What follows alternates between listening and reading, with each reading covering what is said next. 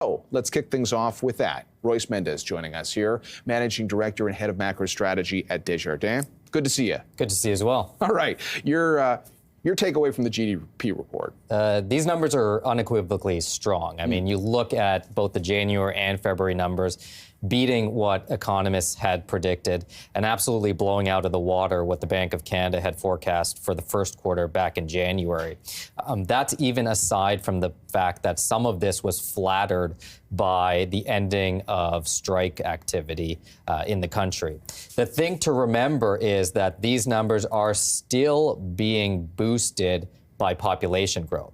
So while the numbers are broad-based, there's nothing to pick apart in them.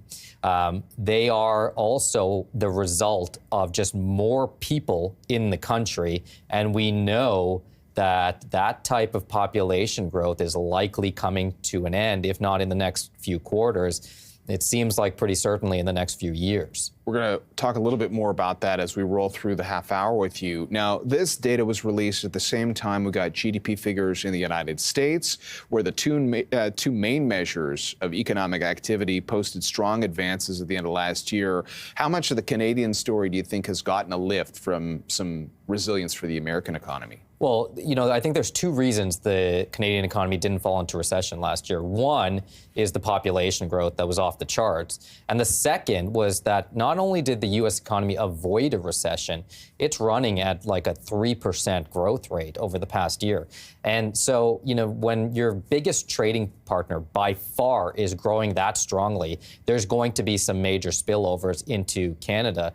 The interesting thing is, despite the population growth and despite the fact the U.S. economy is growing so strong, you really haven't seen, until these latest numbers, any real momentum in Canada. And, you know, that's pretty disappointing. In any other, I would say, time period, you would have expected that the Canadian economy would have been tracking pretty closely to the U.S. economy.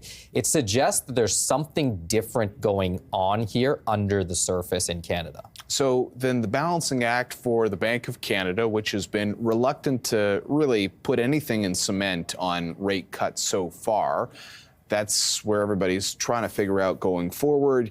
After these GDP numbers came out in both Canada and the U.S. this morning, according to Bloomberg, traders did shift their bets a little bit on how quickly the bank decides to cut rates. Now, we mentioned there's an April meeting right now. Nobody expects anything in April.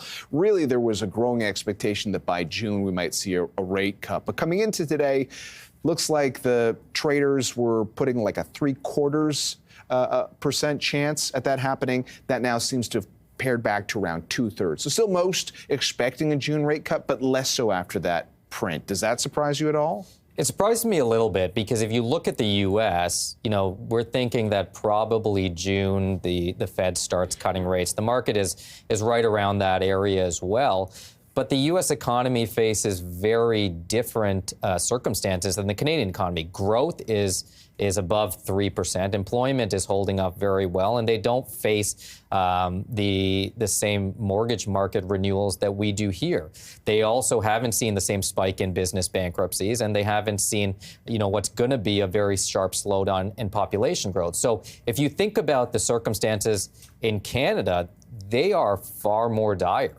The Bank of Canada has more reason to cut rates to try to avoid a recession or soften the blow from a potential recession than the Fed does. The U.S. economy is nowhere near a recession, and they're talking about rate cuts. The reason is that inflation in both countries and just about every place in the developed world is back down to much closer to normal levels. And by our estimates, they're easily within the Bank of Canada's 1% to 3% target range for inflation now. And so you can start to ease back policy, even if the economy is not particularly weak just yet, because you don't need a 5% policy rate now that inflation is back down to 3% or less. You can start to ease back. Policy is still restrictive.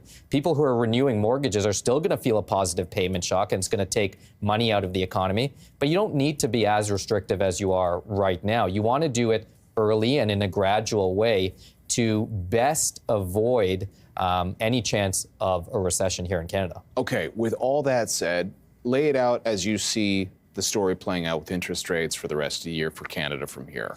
I think it's probably time for the Bank of Canada to start openly discussing rate cuts. And I think that's what we hear from them in April. You're right. I think the GDP numbers today probably erased any chance, if there was, of an April rate cut.